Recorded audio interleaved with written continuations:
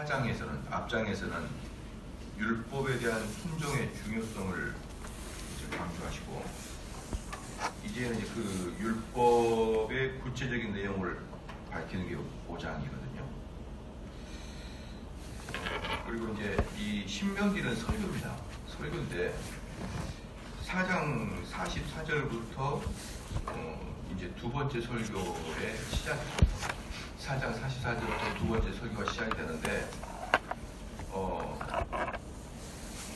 이제 이 5장은 39년 전에 이제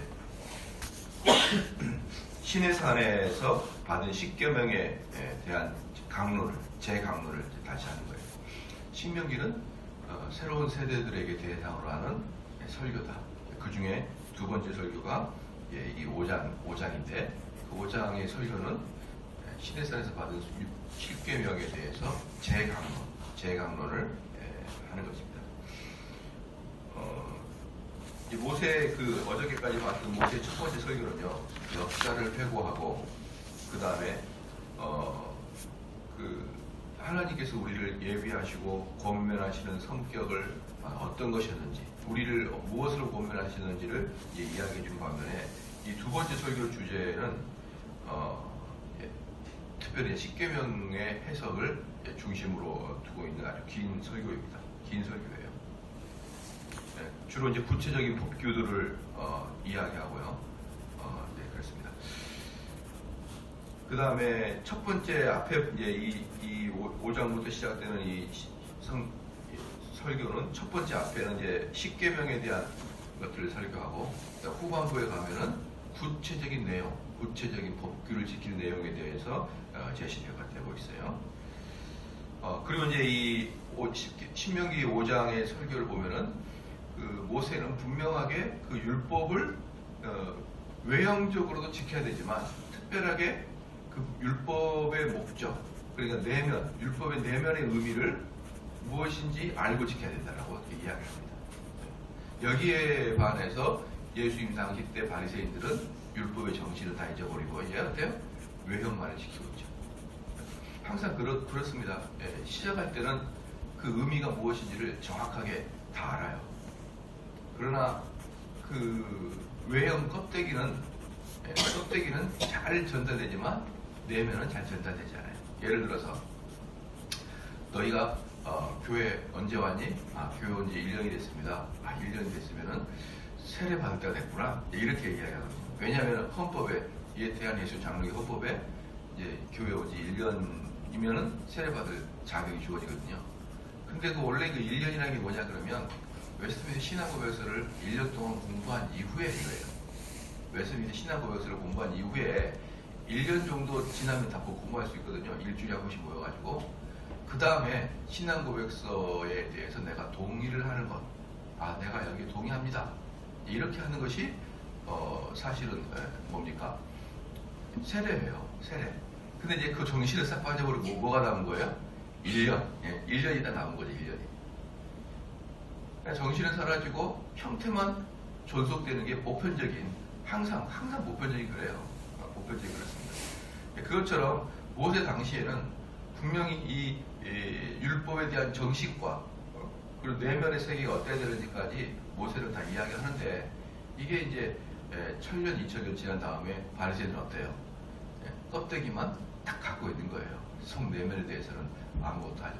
이 보면은 우리 아이들이 일을 해야 된다고 생각하기 때문에 어떻게 해서든지 집안일을 시키거든요. 그래서 우리 이제 큰 딸에게는 항상 빨래를 넣으라고 이야기하면 빨래를 넣어라. 근데 이제 저 와이사스나 이제 이런 거 있잖아요. 탁탁 털어서 널어야 아시잖아요. 이게 딱 이렇게 대레비질 하기 좋게 조금만 하면 되는데 우리 딸이 이렇게 제가 잘 가르쳤어요. 탁탁 털어서 널어라. 그런데 탁 털어가지고 널었는데 넣을 때는 꾸깃꾸깃 넣는 거예요. 막 좁은 데 있잖아요. 좁은 데다가 막 꾸겨가지고 넣는 거예요. 탁 털어가지고 그 옷걸이에다 걸어서 널어야 그 다음에 이렇게 한 번만 싹 데리면 되는데 털기까지 했는데 왜 터는지는 잘 모르는 거예요. 왜 털어야 되는지 이게 빨리 말라서 그러나 그렇게 느끼는지 몰라요. 보니까 좁은 데다가 아주 구석구석 꾸깃꾸깃 넣는 거예요. 그래서 속으로 야 이게 진짜 왜 털라고 하는지에 대한 개념이 없으니까 행위는 하죠.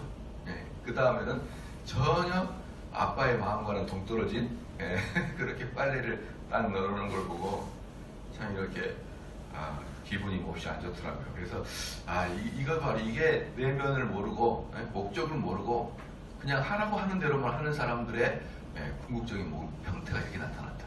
그러니까 이스라엘 사람들도 하나님께서 그 법규를 주신 이유는 몰라요. 이제 이유는 모르고 그저 이제 그것을 실천해 나가면서 나는 실천하지 않았느냐? 아빠가 야 너 왜 이런 식으로 걸었냐? 그러면 나는 아빠가 시키는 다 하지 않았습니까? 이제 이렇게 반문하듯이 바리새인들이 그러고 있었던 거예요. 그렇죠. 그래서 이제 여기 5장 1절에 보면요, 모세가 온 이스라엘을 불러 이르되 그들에게 이르되. 그러니까 모세는 뭡니까? 율법을 다시 재강론하기 위해서 이스라엘 백성들을 다시 부르는 거예요. 제가 이제 그 캄보디아를 가면은 또는 선교를 가면은 좀 아쉬운 게 뭐냐 그러면 자주 갈 수는 없잖아요. 1년에 한 번이나 뭐 정말 급하면 2번 정도 갈 수는 있을지 몰라도 그래도 평균적으로 1년에 한 번 간다 그러면 한 번 갈 때 많은 사람이 와야죠. 많은 사람이 와가지고 앉아서 그냥 한 번에 들어야 되는데 그게 안 됩니다. 안 돼. 제가 알기로는 캄보디아에 거의 700명의 선교사님들이 계시는데 최소한 100명은 와 계셔야 그게 효과적인 사역이 될 텐데 그러지 않은 게 참 안타깝거든요. 왜냐하면 무조건 하나님의 강론이 있으면 뭐 해야 돼요? 와서 들으라는 거예요. 다 와야 된다. 다 와서 너희들은 들어야 된다. 그런데 이제 여기서 문제는 뭐냐면 5번 이스라엘 백성을 불렀거든요. 그럼 5번 이스라엘 백성이 몇 명입니까? 200만 명이에요. 200만 명. 그렇기 때문에 5번 이스라엘 백성을 부를 장소도 없고 200만 명을 모일 장소도 없고요. 그렇죠? 모인들 어떻게 육성으로 그들을 교육시킵니까? 여긴 율법에 대한 재강론이기 때문에 그냥 어떤 그 은혜론적인 설교가 아니고 신학교 공부처럼 하는 거예요. 신학교 공부처럼 공부처럼 하는 거기 때문에 200만 명을 앉혀놓고 할 수는 없다. 그래서 이제 우리는 여기서 알 수 있듯이 모세가 이스라엘 사람을 불렀다, 모았다. 이건 뭐냐면 한 장소에 다 모은 게 아니고 신학자들은 그렇게 신학자들은 그렇게 얘기하죠. 지파별로 또는 장로별로 그 구역별로 이렇게 모여가지고 교구별로 모여서 장로가 교육을 시켰을 것이다. 그 장로와 지도자들이 먼저 모세에게 교육을 받고 그리고 그들이 이제 따로 자기들의 지파끼리 모여서 그렇지만 다 이제 그 날에 다 모이는 거죠. 그래서 따로따로 이제 자기들 구역에 들어가서 이제 거기에서 재교육을 받았을 것이다 라고 추측을 하는 것이죠. 200만 명이 모일 장소도 없어요. 모일 장소도. 이번에 그 촛불 집회나 태극기 집회 때 100만이다 이렇게 이야기하잖아요. 100만이 아닌 것 같다. 많이 부풀려 있다. 그렇게 생각하는데 그런데 그 100만이라는 숫자가 어떻습니까? 광화문부터 시작해가지고 시청까지 막 종로 옆에까지 저기 어디에요? 그 세문안로까지 꽉 찬 걸 100만이라고 그래요. 꽉 찬 걸. 그 많은 숫자가 다 찬 100만이면 200만 명은 얼마나 많을 것이며 그들에게 마이크도 없는데 어떻게 다 일일이 설교해야 되겠습니까? 그래서 이스라엘의 온 백성아 모여라. 그럴 때 200만 명이 한꺼번에 모인 것보다는 그 아주 좁게 구역별로 이렇게 했을 것이다라고 거의 그렇게 학자들은 그렇게 얘기를 해요. 그래서 이제 규례와 법도를 듣고라고 하는 것은 규례와 법도에서 구체적으로 나눌 필요는 없지만 보통 법도는 뭐냐 그러면 성문법을 이야기하고요. 성문법을 이야기하고 규례는 그 성문법에서 파생된 판례들을 이야기합니다. 판례들. 그러나 보통 성경은 그것을 따지지 않고 규례와 법도라고 이제 고유명사 비슷하게 뜨는데 굳이 따지자면 그래요. 법도는 성문법, 규례는 판례다. 여러분 판례가 되게 중요한 거 아시죠? 판례는 우리로 말하면은 성경 어디에 나와 있더라 이런처럼 근거가 되듯이 대법원이나 고등법원에서 판례가 딱 나오면은 근거가 돼요. 근거가 그 모든 그 법은 그런 판례가 중요한데 저는 이게 조금 이해가 안 가요.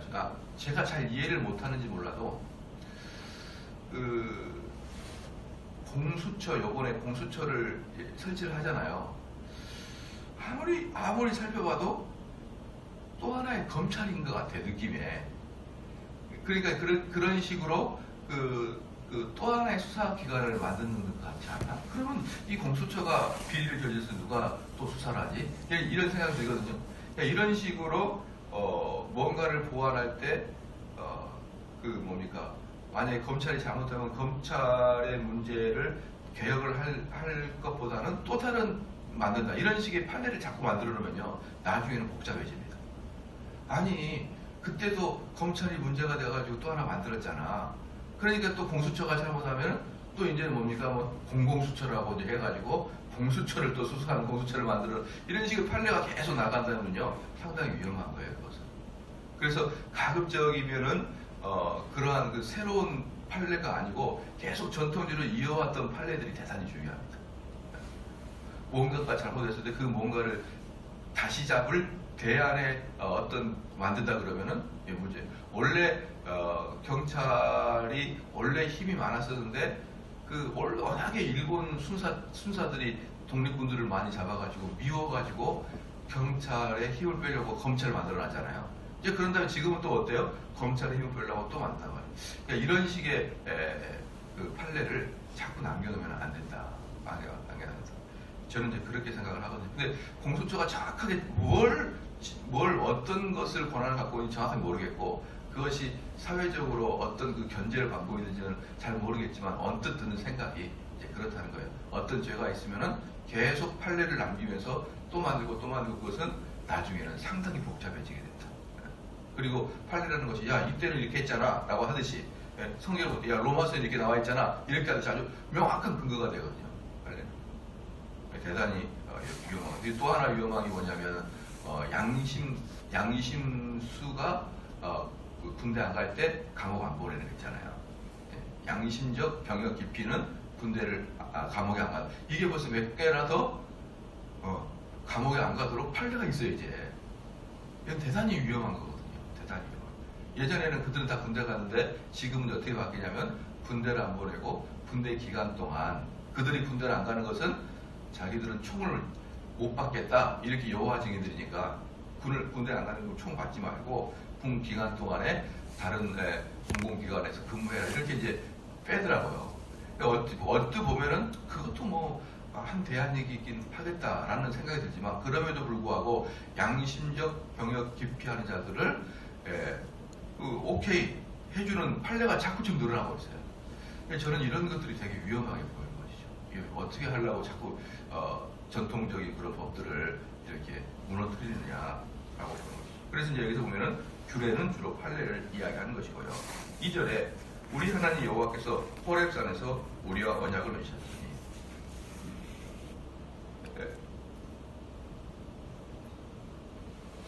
호렙산에서는 십계명을 주는 산이죠.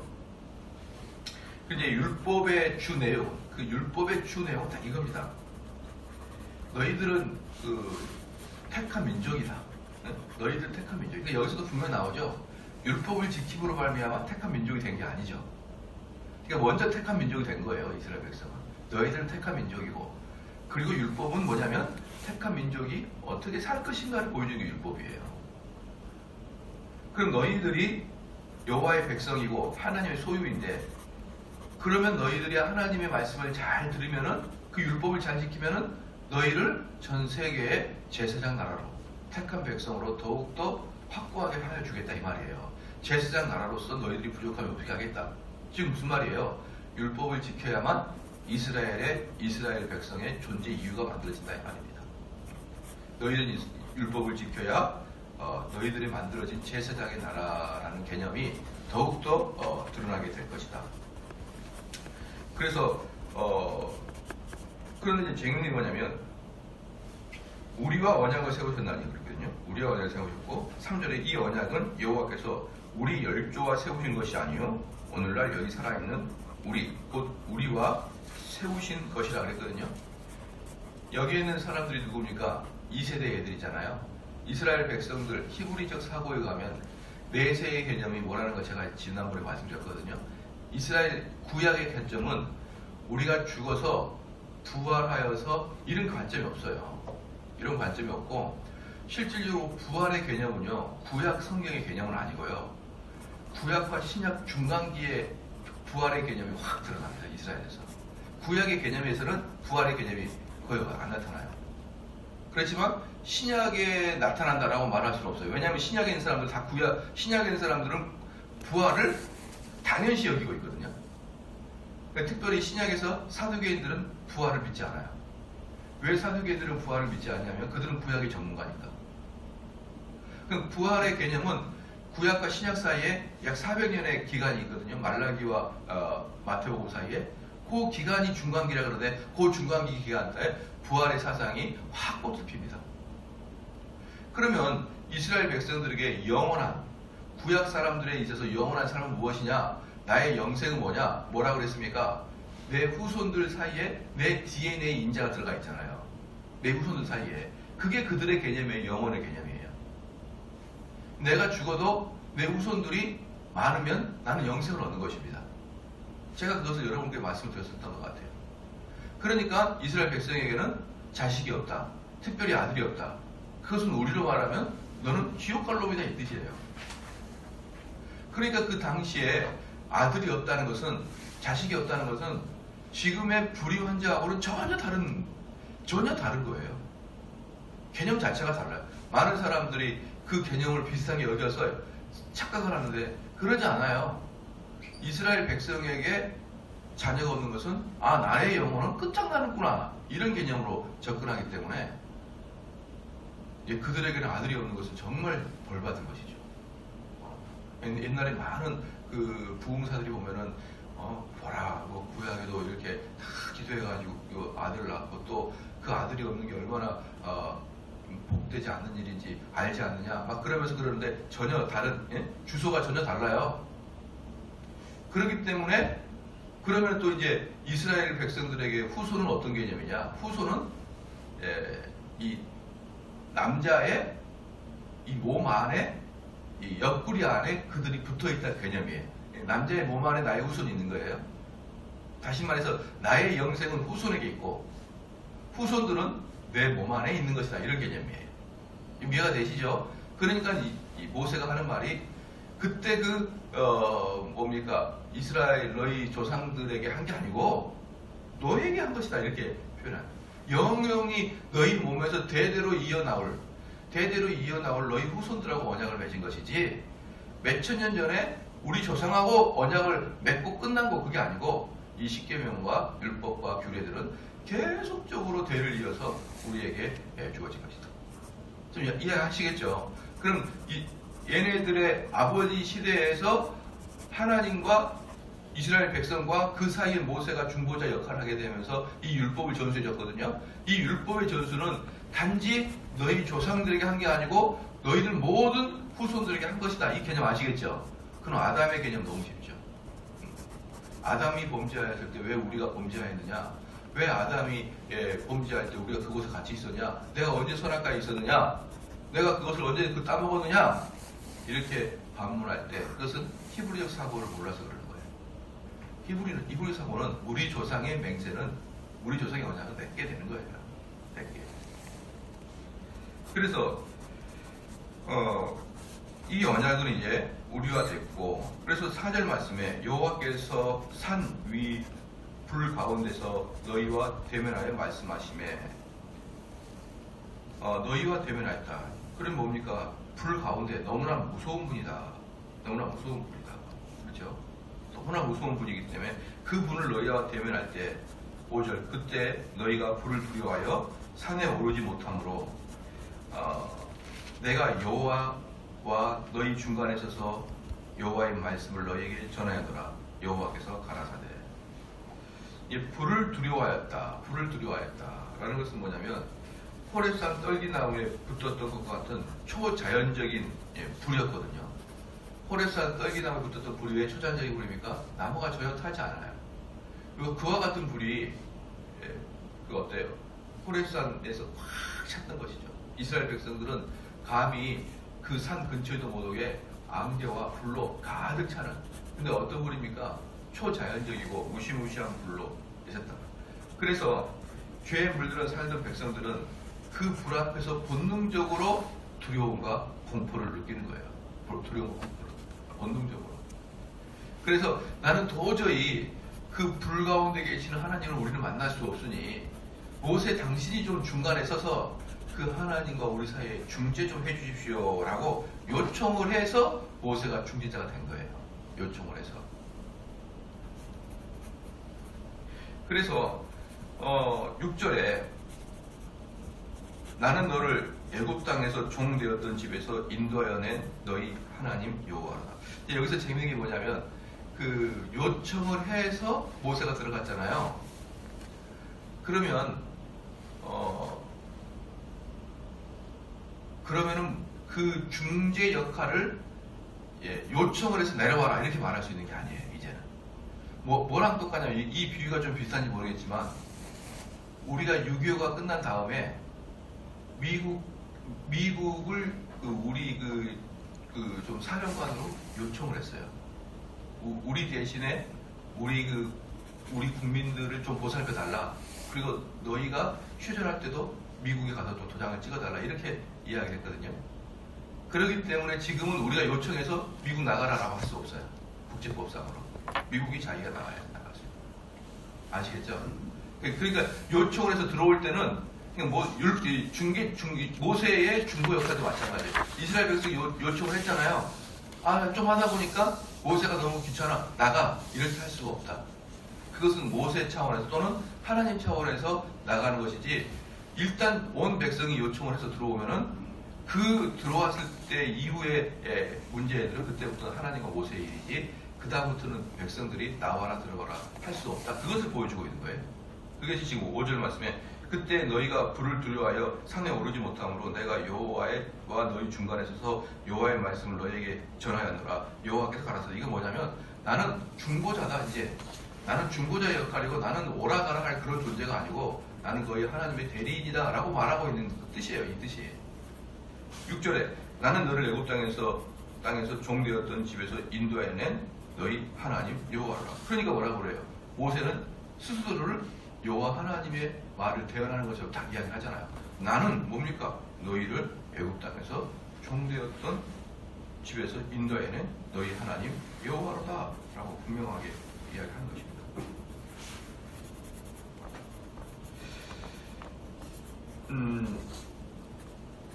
그러니까 여기서 지금 중요한 게 뭐냐 그러면 처음에 십계명을 말하면서 나는 너를 애굽 땅에서 너를 인도하여 낸 하나님이다. 이거 뭐냐? 하나님의 첫 번째 개념을 심판주 하나님으로 보여줘요. 그러니까 율법을 통하여 너희들은 심판하겠다 이 개념이 아니었어요. 율법을 주신 이유는 그 앞에 나는 너희의 구세주다라는 개념이 있었던 거예요. 이게 이제 시간이 지나서 어때요? 율법의 역할이 뭐가 됩니까? 우리의 죄를 책망하고 우리를 심판하는 쪽으로 율법이 변했지만 원래 율법의 첫 개념 뭐예요? 너희를 구원하는 구원자로서의 너희들이 얼마나 행복하게 살기를 원해서 너희들이 독립된 백성으로 살기 원해서 은혜로 주신 게 뭐예요? 율법이에요. 율법. 원래 율법의 개념이. 근데 이제 율법을 지키기 싫은 자들은 그 율법을 보면서 어떤 느낌이 드는 거예요? 이거 심판주로서의 하나님의 개념을 갖게 됩니다. 그러나 십계명의 서두에서 나는 구원자다. 이거부터 시작됩니다. 나는 구원자로서 너희에게 은혜를 주기 위해서 율법을 줬다. 그러므로 사랑하는 성도 여러분, 율법은 하나님 주신 선물인 것이에요. 그 다음에 7절에 나 외에는 다른 신들을 내게 있게 말지니라. 제발 이게 1계명이잖아요. 1계명. 그러니까 이게 1계명이 뭐냐 그러면 생활의 모든 영역에서 하나님의 규칙만을 따를 것을 말하고 있는 게 1계명이에요. 그러니까 우리는 많은 경우에 1계명을 섬긴다고 해가지고 나 외에는 다른 신들을 내게 있게 말지니라. 그러니까 나는 교회만 다녀요. 나는 종교가 기독교만이에요. 라고 말하는 것을 이렇게 생각할 수 있지만 사실 그게 아니다. 나의 삶 전 영역에서 하나님을 섬기는 방식으로 모든 것을 살아가는 거예요. 그러니까 교회에서 배운 이런 그 삶의 방도, 삶의 가치관, 이러한 것으로 모든 걸 살아가지, 교회에 왔을 때는 교인이 되고 밖에 나가서는 자연인이 되고 그런 게 아니란 말이에요. 그런 게 아니에요. 하나님만을 섬긴다는 것은 하나님 말씀하신 방식대로 모든 내 삶을 살아갈 것이다. 8절에 너는 자기를 위하여 생긴 우상을 만들지 말고 위로 하늘에 있는 것이나 아래로 땅에 있는 것이나 땅 밑 불 속에 있는 아무 것에 아무 형상이든지 만들지 말며. 그러니까 우상 숭배의 금지의 모형은 뭐냐? 우상 숭배의 금지의 핵심이 뭐냐? 보이지 않는 하나님을 보이게끔 만들지 말라는 거예요. 영이신 하나님을 우리 눈에 보이게끔, 우리 상상에 맞는 어떤 형태로 우리 눈에 보이도록, 가시적이거나 손에 잡히도록 그런 것으로 만들지 말라는 것입니다. 9절 말씀에 그것들에 절하지 말며 그것들을 섬기지 말라. 절하지 말며 섬기지 말라. 그것은 뭡니까? 절하지 말라 할 때 그 히브리 말로는 티슈타하웨라는 단어인데, 그것은 뭐냐면 복종하다, 노예가 되다, 이 뜻이에요. 그러니까 절하지 말라는 것은 뭡니까? 하나님의 이론, 하나님께서 가르쳐 주신 법도 외에 다른 것에 복종하거나 그것에 노예가 되어 있지 말라, 이 뜻입니다. 노예가 되어 있지 말라. 우리는 가끔 어때요? 저도 이제 어릴 때 보면은 이제 부처님 믿는 사람 보면 넙죽넙죽 절하잖아요. 나는 절대로 절하면 안 되겠다. 이제 이렇게 생각하는 건 뭡니까? 율법을 형식적이고 외형적으로만 지키는 걸 말하는 거예요. 근데 우리는 뭐라고 했습니까? 형식적이고 외형적으로 지켜야 되고 내면에가 또 알아야 되는 것이죠. 그러니까 두 가지 극단을 피해야 됩니다. 첫 번째, 형식만 있는 것도 피해야 되고, 두 번째는 형식이 뭐가 중요해? 마음만 있으면 되지 라고 해서 아무렇게나 형식을 갖추는 거. 내가 부처님께 절 좀 하면 어때? 내가 좀 제사 드릴 때 우리 조상들이 절을 하면 어때? 내 마음만 제대로 섬기면 되지, 내 마음만 하나님부터 지키고 있으면 되지. 이렇게 해서 내가 절하고 이런 것은 우리 가족의 평안과 안녕을 위해서 내가 할 수 있어. 왜? 형식은 중요한 게 아니니까. 진짜 중요한 건 무엇이니까? 내면이 중요하니까. 이것도 피해야 됩니다. 양극단을. 우리는 두 개 다 같이 가지고 있어야 됩니다. 형식과 그 형식 속에 있는 내면을 동일하게 갖추고 있어야 되는 것이죠. 그럼 뭡니까? 절하지 말라, 이게 뭐예요? 어떤 것에 노예가 되지 말라, 어떤 것에 다른 말로 중독되지 말라는 거예요. 그러니까 내가 무엇에가 중독되어 있다, 심지어 나는 낚시에 중독되어 있다, 이것도 우상인 거예요. 여러분. 그것도 세상에 절하는 것입니다. 하나님을 제외한 다른 것을 절하고 있는 거예요. 정말 낚시가 좋은 취미인 것 같지만 저는 낚시 때문에 이혼까지 가려고 하는 사례들을 많이 봤다니까요. 이 남편이 그냥 정신을 못 차린 거예요. 아마 꿈속에서 이 손맛을 계속 느끼나 봐요. 시간만 되면 가버려요. 아침 눈 뜨면 없어. 어디가 있는지. 그 다음날 저녁에 들어와요. 이만한 거 광어 하나 만들어가지고. 그거 내가 그랬어요. 노량진 수산시에 가서 하나 사와라. 그거 차라리 뭘 여수까지 가서 그걸 만들어 오냐. 근데 그것은 이 손맛을 느끼려고 하는 것이죠. 손맛을 느끼려고. 그렇게 하는 가정들이 이혼까지 앞에 두고 있는 가정들 많이 봤다니까요. 여러분, 어떤 것에 중독되는 것은 전부 다 우상입니다. 우상입니다. 여러분들이 혹시 뭐인가 중독되는지 한번 살펴보시라는 거예요. 제 친구 한 명은 정말 공부를 열심히 했었는데, 걔가 대학교를 들어갈 때, 그때 우리 시대에 그 대학교 때 좀 좋은 샴푸가 뭐였냐면 일본제 펜탈인가 그 까마 샴푸 있죠? 그게 상당히 그때는 고가였고 좋았었거든요. 그걸 대학 들어갈 때 선물로 받았어요. 근데 그 대학에 들어갈 때 그걸로 공부를 하는 이 손에 그것이 익었어요. 근데 이 필기도구가 나중에 보니까 걔 수옷이 되어버렸어요. 어느 정도냐 그러면 한 번은 걔가 그걸 잊어버린 거예요. 잊었는데 공부가 안 되고 손이 안 잡히는 거예요. 너무나 충격적이고 아파가지고. 어떻게 찾았거든요? 어떻게 찾았어요? 그 속으로, 이거 병이다, 병. 속으로 너 병이다, 이건. 그 정도로 그렇게 자기를 투영해 버릴 수 있다는 거예요. 그 샤프 하나에도. 샤프가 없다고 공부가 안 되는 거예요. 정신이 산만해져 버린 겁니다. 어떠한 중독이든지 여러분 죄인 것입니다. 그 다음에 9절에 그것들에게 절하지 말며 그것들을 섬기지 말라. 나 여호와 너희 하나님은 질투하시는 하나님인지. 이 질투하는 하나님 지난번에 말씀드렸죠. 이 두 가지 어법이 그대로 있어요. 나는 너희를 집중적으로 사랑할 것이다. 첫 번째. 두 번째, 말 듣지 않으면 내가 너희를 혼내줄 것이다. 이 두 개가 질투하시는 하나님이라는 신인 동영론에 딱 들어가 있는 단어입니다. 질투하신다. 그러면 첫 번째 뭐예요? 난 너희를 독점적으로 사랑하고 싶어. 나는 너로부터 독점적인 사랑을 받고 싶어. 이거예요. 남편이 아내에게, 아내가 남편에게 가지는 것이 그 질투하신 하나님이죠. 가만히 내 아내를 보니까 나도 좋아하지만 옆집 김씨 아저씨도 상당히 마음속으로 좋아하고, 그러나 그 아내가 나는 당신을 더 좋아해. 옆에 김씨 아저씨도 마음에 들지만 나는 당신을 더 좋아해. 그러면 아유 다행이다. 그런 남자가 어디 있어요? 아니야. 나는 너에게 독점적인 사랑을 바래. 100%의 사랑을 바래. 남들에게는 줄 필요 없는. 그게 바로 사랑이죠. 사랑하는 연인이 나에게 독점적인 사랑을 나에게 주지 않을 때 당연히 질투하는 거 아닙니까? 그래서 질투한다라는 뜻은 나는 너에게 사랑을 독점적으로 받고 싶다. 두 번째, 그런데 만약에 너희가 그걸 원하지 않으면 나는 너희를 가만두지 않겠다. 만약에 여러분 아내가 또는 남편이 다른 사람하고 이렇게 좋지 않은 관계를 가졌어요. 이제 그 현장에 들켰을 때 쫓아가가지고 두둑이 패요. 이제 남편이 화가 나가. 화나지. 눈이 뒤집히잖아요. 이제 여자도 패고 남자도 패요. 그러면 이제 폭행죄로 경찰서 가는데 일반 폭행보다 훨씬 적습니다. 그럴 때는. 한번 이런 회사 한번 가보셔요. 그럼 알아요.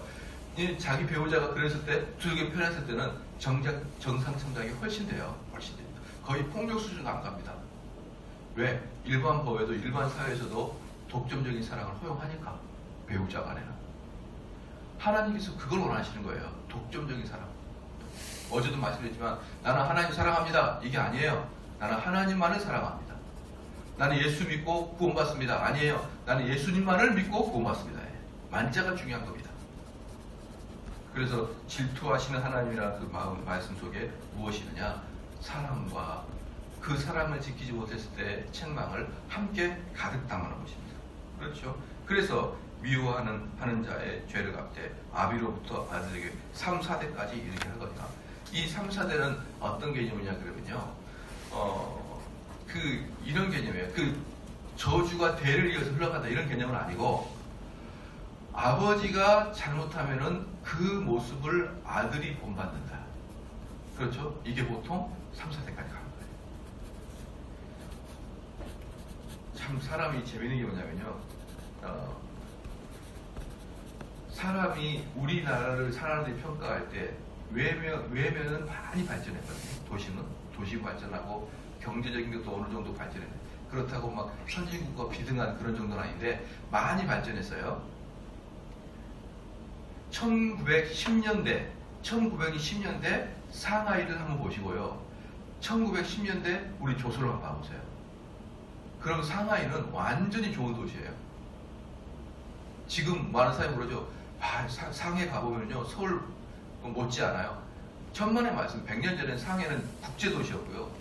우리 한양은 거적대기밖에 없었어요. 그때 청계천 이런 거 아주 급속도로 한국이 발전한 거예요. 홍콩도 100년 전에 엄청나게 좋았거든요. 홍콩, 상해, 북경 이런 나라들은 이미 오래전부터 국제도시입니다. 그때 조선은 뭐였느냐? 아무것도 없었어요. 아무것도. 그래서 조선은 이렇게 급속도로 발전하는데 무엇을 안 변하느냐? 사람 마음을 안 변해요. 왜 그런 줄 아십니까? 제가 만약에 평상시에 정직하지 못한 그러한 습성을 가지고 있어요. 툭 하면 거짓말을 합니다. 어릴 때부터. 근데 제가 어떻게 하다가 로또 맞아가지고 큰 차, 좋은 집, 좋은 환경에서 집을 주고 살아요. 갑자기 내가 돈을 떼돈을 벌어가지고. 그럼 나의 모든 외적인 환경이 바뀌었지만 그럼에도 내 마음속에 툭툭 거짓말하는 것은 여전하죠. 사람은 안 바뀐단 말이에요. 사람은. 그래서 외형은 바뀌어도 사람의 민도들이 안 바뀐 거예요. 그 민도는요 엄청나게 오래 걸립니다. 엄청나게 오래 걸려요. 엄청나게. 우리는 서양 사람들 따라가려면 수백 년을 거듭나야만 따라가는 거예요. 왜? 그들은 1000년 이상을 믿음의 환경에서 살았고, 믿음의 환경에서 항상 하는 말이 거짓말하지 말라, 속이지 말라거든요. 하나님 이름 앞에서 사는 것을 너희가 알라 이거거든요. 근데 우리는 우리의 조상들 우리한테 뭐라 하겠습니까? 뭐로 가도 서울만 가면 된다 그랬어요. 성공만 한다 그러면 어떻게 해서든지 성공해도 된다. 이게 우리 조상들의 생각이었다고요. 야, 너희들이 정직해서 성공해라? 그거 없어요. 바른 마음으로 세금 잘 내고 너희가 정직한 게 더 중요하다. 이런 거 우리 교육 안 받아요. 어릴 때부터. 우리는 어떻게 해서든지 1등하고 어떻게 해서든지 좋은 데 가고 어떻게 해서든지 성공하면 된다. 이 개념이 구체적으로 말하지 않아도 민심들 사이에 다 내재되어 있습니다. 그래서 뭐로 가도 서울만 가도 된다. 이게 우리들에게는 아주 합리적으로 느껴지는 거예요. 여러분, 조상이 잘못하면 3, 4대까지는요 그냥 가요. 그게 쫙 갑니다. 내가 살짝 거짓말하는 거 우리 자녀들도 똑같이 합니다. 그런 개념인 거예요. 그러면 어떻습니까? 당장 회개하고 내가 그러한 삶을 살지 않기로 한다 그러면 하나님께서 큰 은혜를 주시는데 어떤 은혜를 주십니까? 10절에 나를 사랑하고 내 계명을 지키는 자에게는 천대까지 은혜를 주십니다. 지금 뭐십니까?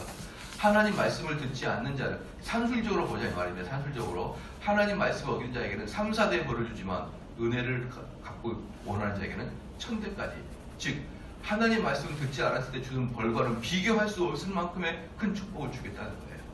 바로 이게 은혜의 하나님이고 이게 구원의 하나님이고 이게 바로 사랑의 하나님인 거예요. 이런 모습이.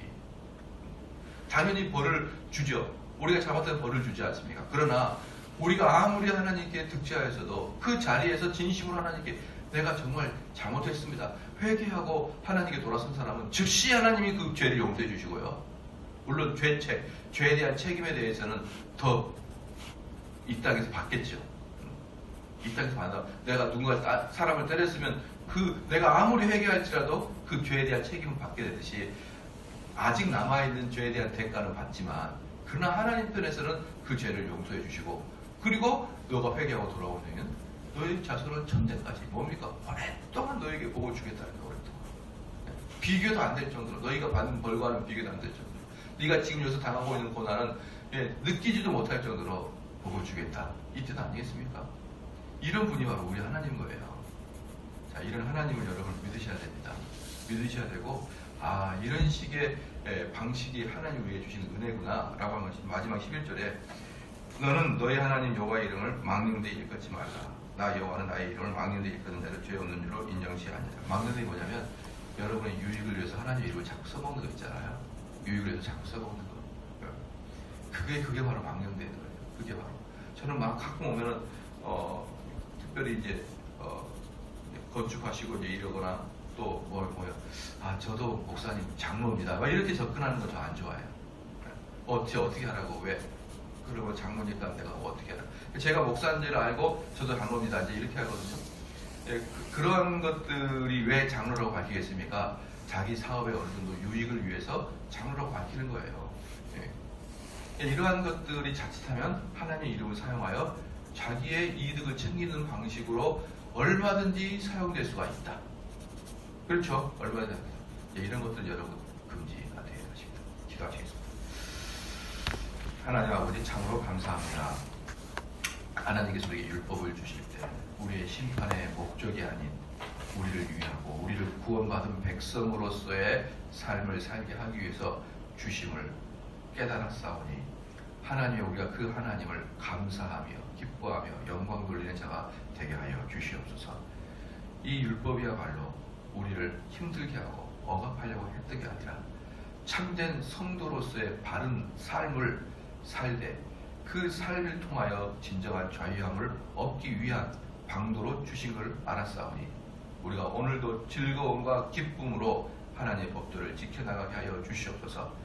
우리가 이 법도를 지키지 못할 때는 3, 4대까지의 벌을 준다고 하였음에도 불구하고 우리가 회개하고 돌이킬 때는 천대까지 그 복을 연장해 주신다고 하였사오니 하나님 아버지의 그 놀라운 은혜 속에서 오늘 하루도 하나님의 법도를 지키는 하루가 될 수 있게 하여 주시옵소서. 감사드리며 예수님의 이름으로 기도합니다.